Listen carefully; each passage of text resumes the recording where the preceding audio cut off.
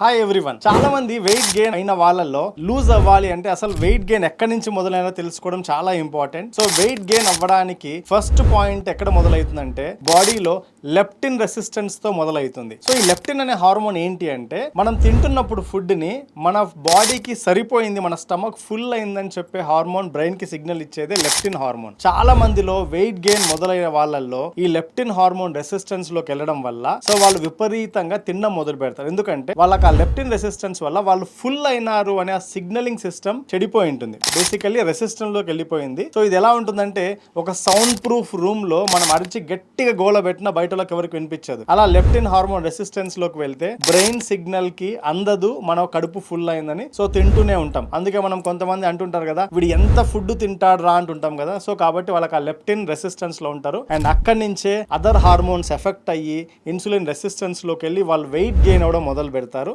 So weight lose అవ్వాలనుకుంటే first ఇలాంటి hormone resistance లోకి వెళ్ళినవి కరెక్ట్ చేసుకోవడం చాలా ఇంపార్టెంట్. మీరు ఒకవేళ హెల్తీగా వెయిట్ లూజ్ అవ్వాలి అనుకుంటుంటే so DM are comment me, I can help you to lose weight.